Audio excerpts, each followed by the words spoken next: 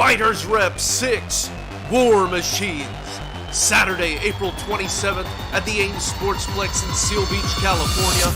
Tickets now on sale at fightersrep.com. Ladies and gentlemen of Knucklehead Nation, we're back again with none other than Chad the Savage George to get his thoughts on Conor McGregor's retirement. Now, we're going to segue into something else, and I'm going to catch you off guard, which is a rarity for me.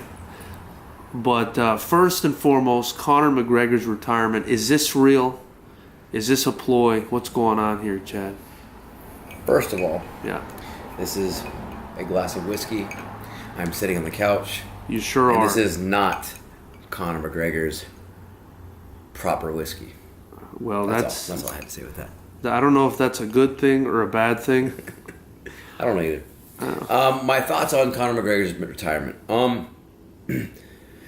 I think it can be looked at a bunch of different ways, but it keeps him relevant in the news while everything's kind of up in the air with what's going on in his fighting career. He's got legal allegations against him right now. He has discussions about trying to make ownership in the UFC. So there's a lot of things that are going on right now, and I think the easiest way to keep his name relevant while all these things are going on is to throw some kind of dust in the wind, and I believe that that's pretty much what's happening right now. Yeah. It's a Floyd Mayweather move. It's kind of a Floyd Mayweather move, right? I mean, yes and no. It's for different things, you know? Like, I understand what it's like to say, okay, I'm done fighting because of whatever politics are involved in your aspect of it. But for this one, I think he's got legal stuff, he's got personal stuff, he's got career stuff, and everybody's still on the, what's Conor McGregor doing? When's he fighting next? What's going to happen? And he's just always been the guy to throw things with a curveball.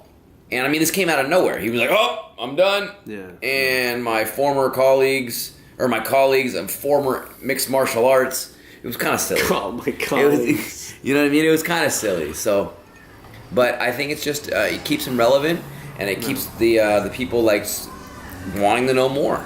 And buying more whiskey. I'm not. Well, I'll admit, my wife bought me a bottle, and it wasn't too bad.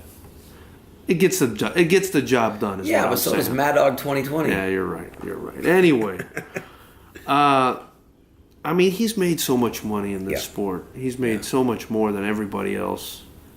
I'd be comfortable saying more than everybody else combined, maybe. Yeah, but he's also at that stage now where he's got so much money.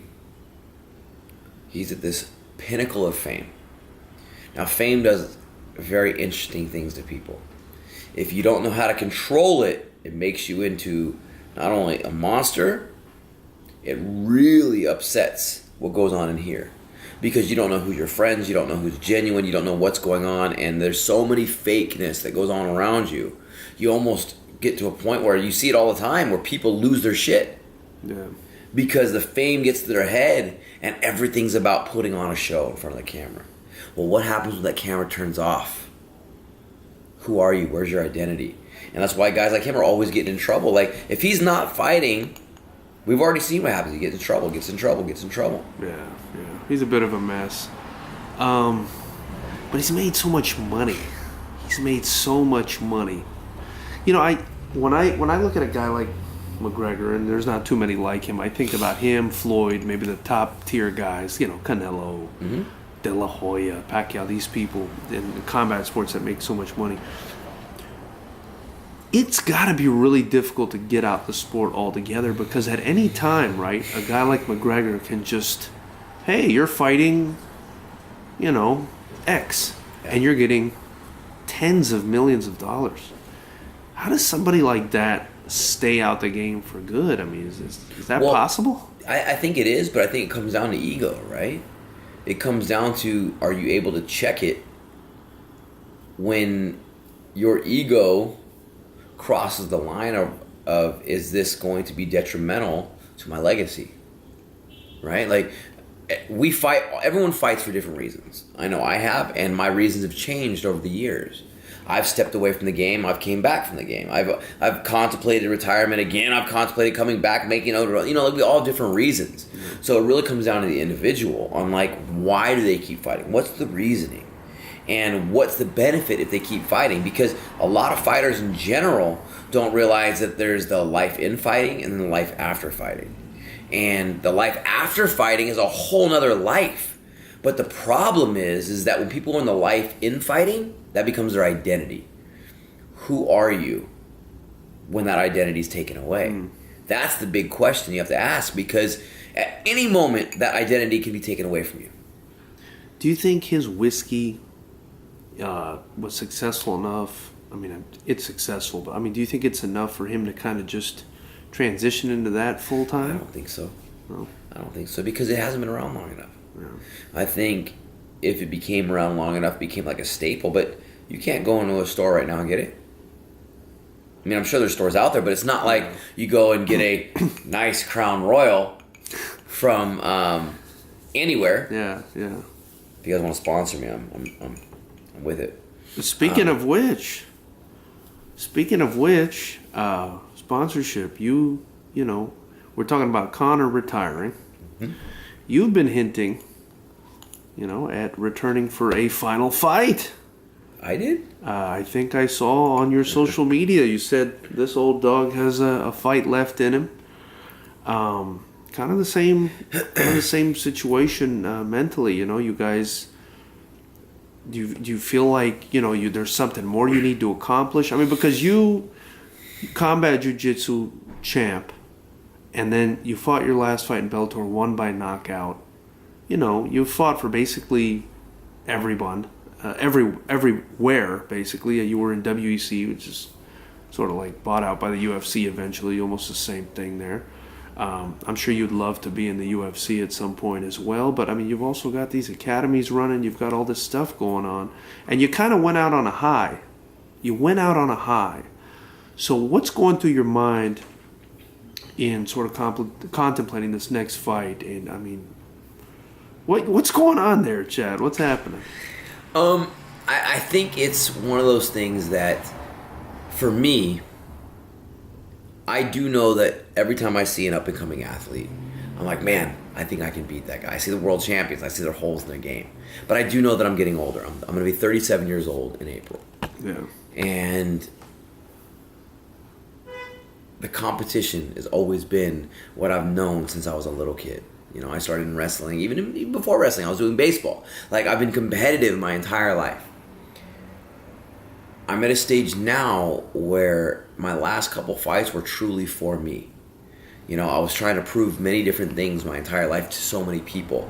I was trying to do things that were not genuine to myself. I was trying to figure out who I was. I was trying to do all these different things that had nothing to do with the true self, if that makes any sense. Mm-hmm. And the last couple fights, I started finding this peace within me that I'm laying these old feelings to rest. And now I'm finally at a stage in my life, in my career, that I'm ready to take the steps into the next chapter of my life. But I do believe, and I feel in the deepest part of my heart, that the only way I can truly do that is knowing that I give myself one real shot and know that that's the last time that I'm putting the gloves on for myself. Because other than that, I could always say, oh, you know what, maybe this is my last one, maybe there's always the what ifs, but when you plan for something, I'm a planner. Everything I do is methodical. Everything I do. From the moment I wake up to the moment I go to bed, I have a plan of action for everything that I do. So for me, doing my last fight, yeah, it was a great performance. I won by knockout against a very tough opponent.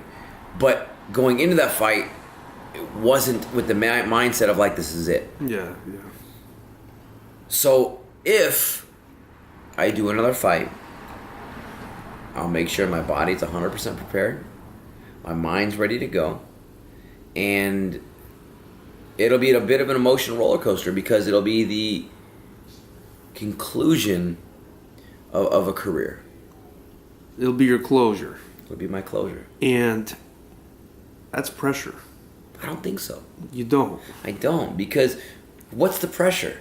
Like, I've been doing this so long now. Yeah. I'm not trying to become world UFC champion anymore. Like, what's the pressure? I'm truly doing this because I believe I want to do this one more time with the gloves wrapped on my hands, taped up, and go into a battle. Like, what's the pressure? People put this context of pressure. Yeah. But we build this in our own head. I'm a competitor. I want to compete. Well, for me, I mean, obviously, I'm not a competitor. I don't fight. But the pressure that I see objectively from the outside looking in is you went out on such a high. Mm-hmm. You became a champion. You won your last fight in Bellator. You beat a guy who just beat a guy the UFC released, I believe. Mm-hmm. So you beat a top tier guy, you know. You're basically evidence that you are competitive enough to probably be fighting in the UFC at this point. So the pressure I see is you go out there for your final fight. You tell everybody it's your final fight. I mean, obviously it's a fight. It can go your way. It could possibly not go your way. You know, that's the kind of pressure I'm seeing. And I would, you know, if I was in your position, maybe I'm wrong, but I would want to go out on that high as opposed to possibly going out on a loss. Yeah. You know what I mean? So that's probably not even entering your mind, but, you know, that's the way I see it. I mean, is there any kind of thought process along those lines, or am I sort of a layman here? Of course those are there. Yeah, of course, yeah. You know, and I get this conversation all the time, not just from like my friends like yourself or my loved ones like my girl, my family. Everybody has those concerns, you know, and that's normal. That's life, right? Life is unpredictable. You don't know what's going to happen in life, and I've been the example, not myself, but what's happened through my entire life of needing to find ways to bounce back from things. My entire career has been precedented by overcoming adversity. Everything that's ever happened in my career, I've had to overcome things. And if anything, if it didn't go my way that night, I'd find a way to turn it into a positive. And that's something that I think that fighting has allowed me to do, is realize that the moment of your hand being raised or not being raised really doesn't matter outside of that moment. It's the process of what you do to get up to that point and what you do after that point. Wow, man. You know, it's really interesting. I mean, to give us a sneak peek into your sort of mental process as far as this last fight goes. Do you know when the fight's going to be? With what promotion it's going to be? Can you leak any of that information? There's a lot of interest in this fight from numerous organizations. So for me, it comes down to, number one, I will not go into a fight if I don't feel 100%. Especially knowing it's my last one. I'm not going to be this guy that goes, oh, I really want to fight. I'm going to let my ego drive myself into it. It's not, no, listen. I got into this sport because I wanted to fight the best guys in the world. I learned what it takes to be right there with those guys and what it takes to beat those guys. So I will not go into a fight unless I believe that fight night I could beat the UFC champion. No. Not going to happen. I'm not going to let my ego drive, into that. So now it comes down to my body, it comes down to my team, it comes down to everybody that's working together on this to determine when that perfect time will be. And I understand there's no perfect time for everything, but I'm going to give myself the next 4 weeks, so you can get some kind of a timeline, to determine if we are ready to start a camp. And if collectively we decide that we are ready, then we will start isolating dates and talking to the next step with any of these shows as to, let's look at opponents, let's see what we're talking about, let's see where we can come together in a middle ground, because I also want to make sure that this last fight is special. You're closing in on 37 years of age. You're running 2 brilliant academies. You've got many other things going on in the background as well.